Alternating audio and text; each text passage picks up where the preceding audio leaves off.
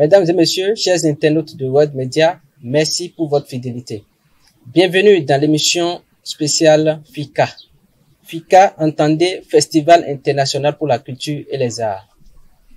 Nous avons sur ce plateau Simon Sodinti, président de FICA, et Alessandre Vioadenou, directeur artistique et culturel du dit festival.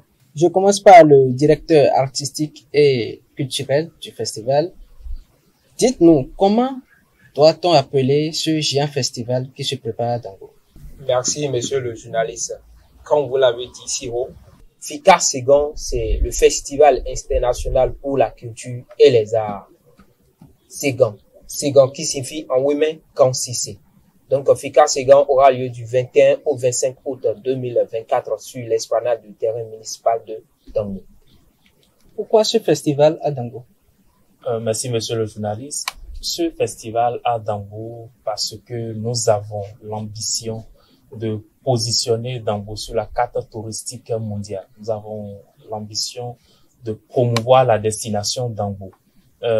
Nous avons pour objectif également de promouvoir, sinon de donner plus de visibilité aux rites et aux rythmes, puis aux cultes ancestraux disponibles dans la vallée de Lomé. Nous avons également l'ambition de promouvoir les talents culturels et artistiques dormant au sein de la jeunesse de la vallée de Lomé. Quelles sont alors les activités prévues dans le déroulement des programmes de ce festival? Pour le déroulement du festival FICA Ségon, nous avons comme activité la grande caravane avec les cultes et rites ancestraux tels que le Adjogan, le Zangbeto, le Egungun, le Sato, le Gelede, le Hachi et bien d'autres. Nous avons également le colloque scientifique qui sera animé par des experts du domaine pour nous clarifier par rapport au patrimoine matériel et immatériel pour la mémoire de l'esclavage disponible dans la vallée de Lomé. Nous avons également une sortie touristique à travers un circuit touristique très intéressant à Dango et ses environs, disons tout simplement dans la vallée de Lomé. Nous avons également la prestation des cultes ancestraux tels que le Zangbeto, le Egungun, le Gelede, les Adjogansi et tout ça. Nous avons également la prestation des groupes folkloriques de ballet et de percussion et tout. La prestation artistique de grands artistes de renommée tels que Rico Campos, Manzor, Giacomo et bien d'autres. Nous avons également des panels, réseautage, masterclass pour former la jeunesse sur l'entrepreneuriat et l'insertion professionnelle, sur les avantages des métiers du numérique. Nous avons également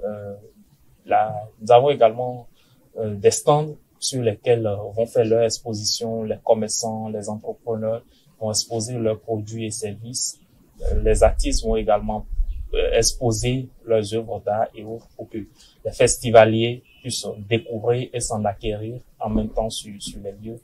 Nous avons également une nuit des contes, la soirée de l'humour et bien d'autres activités qui vont meubler ce festival pendant 5 jours à Dango.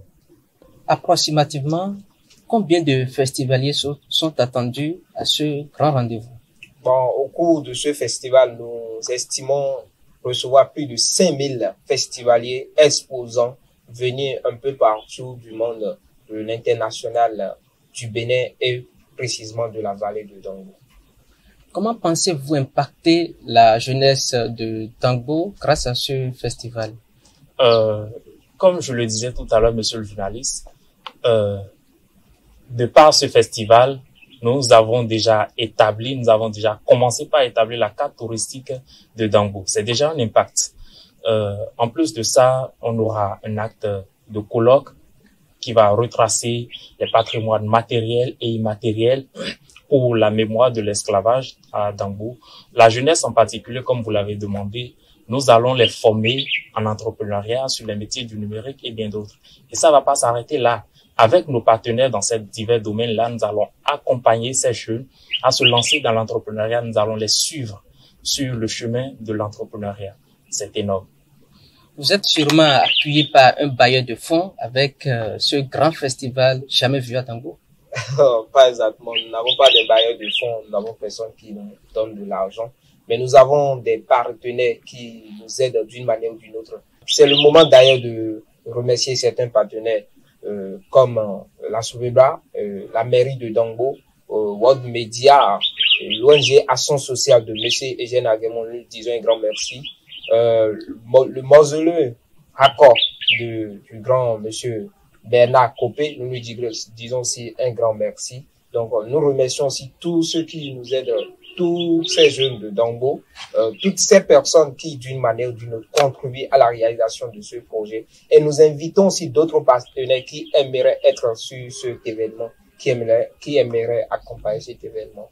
Nous sommes là pour les accueillir. Alors, un mot pour finir cette émission. Bon, comme mot de fin, je dirais tout simplement merci à tous ceux qui ont cru en nous, tous ceux qui nous accompagnent d'une manière ou d'une autre, comme l'a dit le DAC tout à l'heure. Et je lance également un vibrant appel à tous ceux qui voudraient se positionner sur notre festival comme étant partenaires ou sponsors ou autres. Je dis également aux entrepreneurs, aux commerçants et autres, aux artistes, que nous disposons des stands.